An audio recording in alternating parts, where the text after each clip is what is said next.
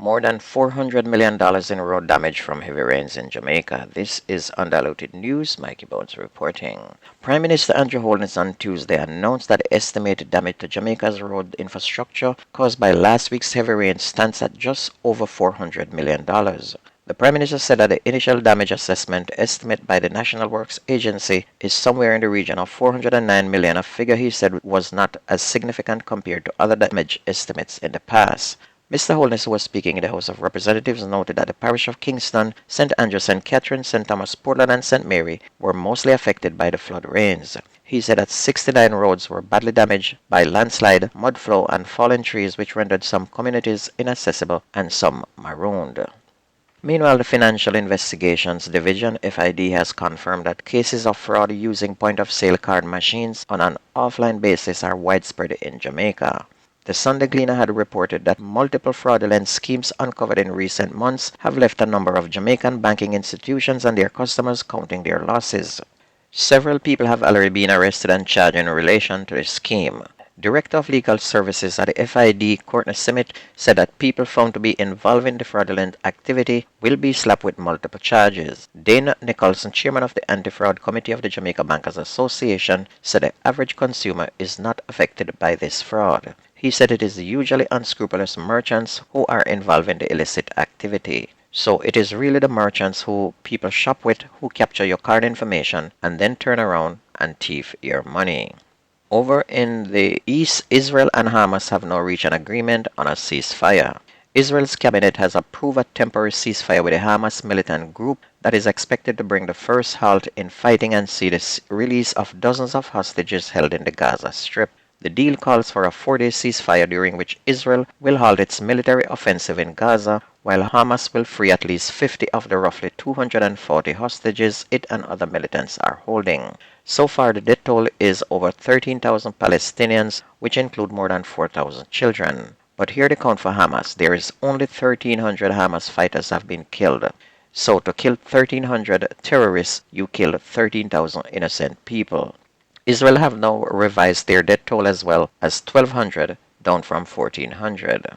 And here's another set that is getting killed. 53 journalists and media workers have been killed according to a tally by the Committee to Protect Journalists published yesterday. The most recent casualties were 2 journalists from the Lebanese channel Al Mayadeen killed by Israeli airstrikes in southern Lebanon yesterday, according to state-run media.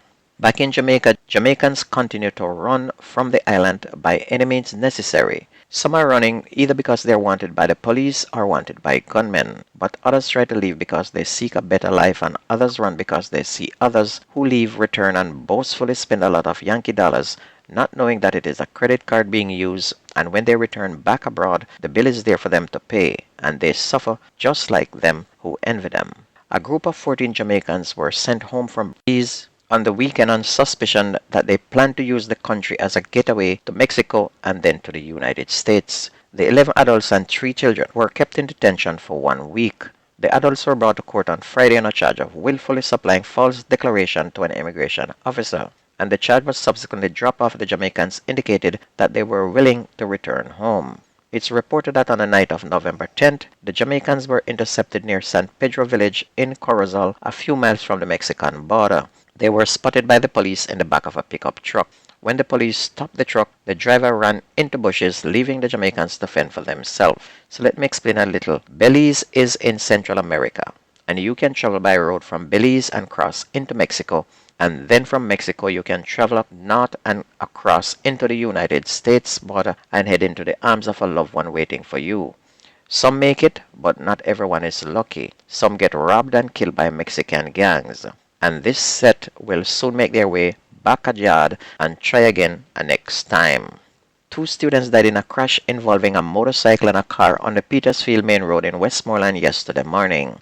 The boys were students of Petersfield High School, and it's reported that sometime after 7 in the morning, they were reported traveling on a motorcycle from Darlington en route to the school. When on reaching the vicinity of the Petersfield Clinic, the motorcycle collided with a car in the opposite direction. The impact caused the car to burst into flames. The boys received multiple injuries and died at the scene. The driver of the car was taken to hospital, and this brings to 3 the number of students from Petersfield High School who have died in tragic crashes in less than 2 weeks. Onto sports. In one of the most nail-biting games I have seen, Jamaica beat Canada in Canada for the first time in a win-or-go-home CONCACAF Nations League two-way match 3-2. Canada in the first half attack relentlessly pushing the Reggae boys back into their own half, and Jamaica shows a lack of midfield and a very leaky defense.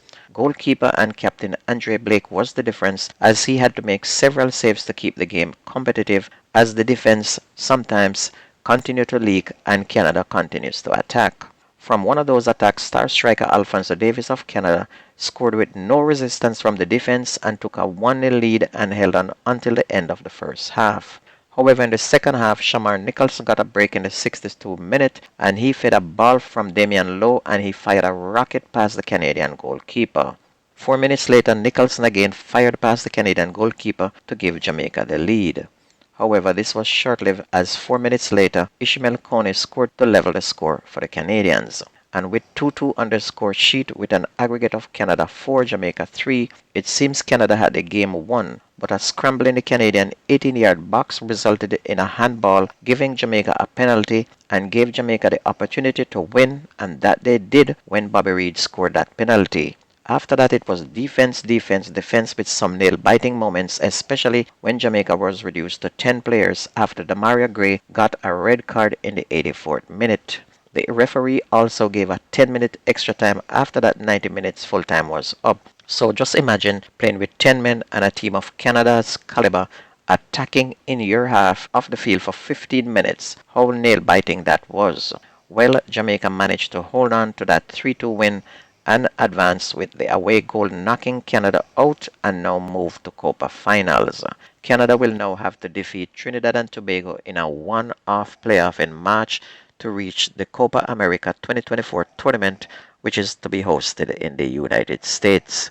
Meanwhile, in schoolboy football Champions Cup, in the first of a doubleheader, Kingston College beat Dintil Technical 3-2, Clarendon College tacked St. George's College 3-1, and in the other quarterfinals match, Hydel clapped Garvey Maceo 4-2, while Glenmore edged Mona 1-0. And today we'll continue the Walker Cup knockout. I'll have those scores for you tomorrow. And if you ever miss the news on this radio station, please go to YouTube, type in Jamaican Undiluted News, listen, like, share, and subscribe to keep it going. And this is News and Sports on your favorite radio station. My name is Mikey Bones. I gone.